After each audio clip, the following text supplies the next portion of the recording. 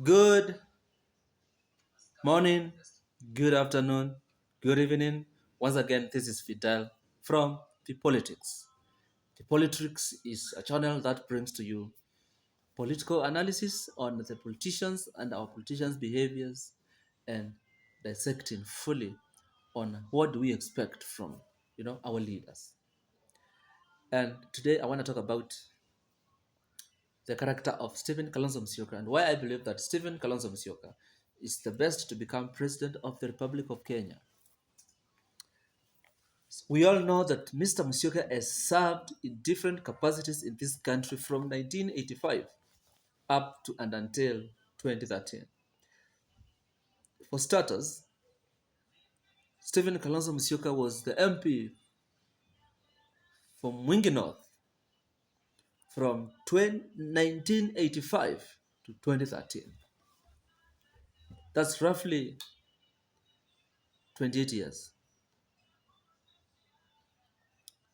Dr. Stephen Kalonzo Musyoka once again served as Foreign Affairs Minister for more than 5 years. He served as Education Minister for more than a year. He served as the Environment Minister. He served as Tourism Minister. He was the Deputy Speaker of the National Assembly. So Mr. Musyoka espouses experience like no other politician ever to have graced the history and the politics of this country. I want to remind you that people keep saying that now we need to keep off Kanu orphans from the leadership of this country. But I beg to differ because Musyoka Kibaki, who to many people is the best president that Kenya has ever had, was actually a vice president, one of the longest serving vice presidents, to one of the worst presidents, Daniel Toroitich Arap Moi.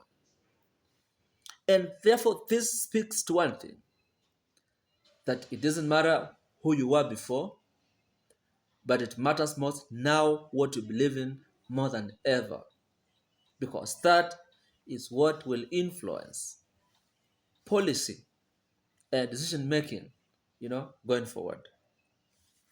So first reason why I believe that Kalonzo Musyoka is the best for president is because of his calm demeanor. Kalonzo Musyoka projects himself as somebody who is calm, without haste, and who can always take the right decisions at the appropriate time when he sits at the seat of the throne. Stephen Kalonzo Musyoka is a man who takes his strides when he is making his political decisions. He has been called many names, but those names have come in bad light. Because my interpretation is that Stephen Kalonzo Musyoka is a man who understands the times and he appreciates that there could be people who could do better than him. And that is the best person who we can have to be our president as a country. Second reason why I believe that Stephen Kalonzo Musyoka is the best to become president is because of his sacrificing nature. All of us know that he supported Raila Amolo Odinga for 15 years on the throne. 15 years and counting. Now, if that is not humility, then I don't know what it is. We need a president who is humble. We need a president who can give others a chance to perform. We need a president who can allow other people, to showcase their abilities. And that is only Stephen Kalonzo Musyoka who seems to espouse. Number three is first experience in governance. Is a man whose portfolio is large and attractive than for many other politicians. He has held different dockets in government since his election into parliament, and therefore he has amassed a wealth of experience that is needed for a president. And indeed, the only thing that Stephen Kalonzo Musyoka has not yet become is the president, because he has been a minister, he has been an MP, he has been a deputy speaker of the National Assembly. The man espouses every virtue and every attribute of a good leader. And the experience that he has acquired over the years, makes him an ideal candidate to become president of the Republic of Kenya. And this is my honest take. He has whatever it takes. And finally, why I believe that Stephen Kalonzo Musyoka is the best bet for this country is a Kibaki-Esque. Kalonzo Musyoka is a Kibaki-Esque. He emulates Kibaki in many ways. That composure that he projects, everything about Kalonzo Musyoka is about soberness. It's about understanding the core values that we need to have. You know, what describes Stephen Kalonzo Musyoka is gentlemanship. You know, is the heart that he has for this country. For me, we need a president who can just come close to Emilio Mwai so that he's able to assemble a group of technocrats and experts to lead the many different aspects of our economy, of our societal, permutations, our political affairs. And that person who can have the demeanor and the ability to bring people on the table on merit is Stephen Kalonzo Musyoka.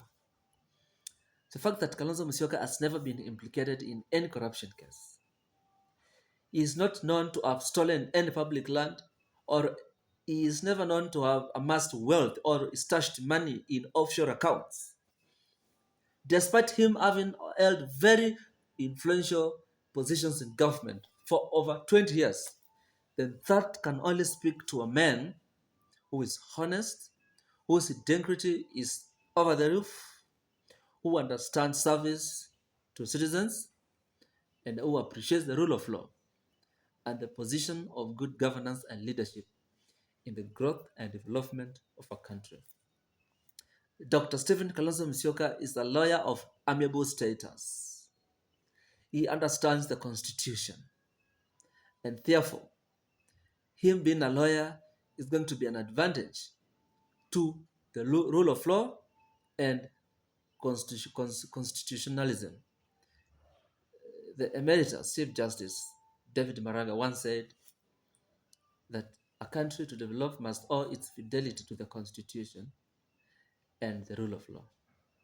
So we have to have a president who can rule by the rule of law, not by an iron fist. And that man, and that body of a person, and that character I'm describing, that can do this is none other than Dr. Stephen Kalonzo Musyoka. For those who don't understand, people will talk about how Kalonzo is indecisive. People will talk about how Kalonzo does not attract crowds. That is not important. We don't need an abrasive president. We don't need a president who is everywhere. We don't need a president who will bulldoze. We need a calm president. We need a listening president. We don't need a talking president. We need a hearing president. We need a president who can understand and sympathize with empathy the plight of the people that he leads. We need a president who truly espouses a father figure. We need a president who will really be called a president because of the values that he holds, because of the values that he manifests, not because of the fact that he saw by the Bible and the Constitution to be the president of the Republic of Kenya. So therefore, Mr. Kalonzo Musyoka, for me, protrudes a character that is deserving of a president of a country like Kenya. And that is my take. I don't know what are your views. Let us share our opinions in the comment section. Let us continue learning and let us experience politics in a way that makes us understand our choices. Because remember, choices have consequences. In the words of the former Secretary of State in the United States of America. Thank you and goodbye.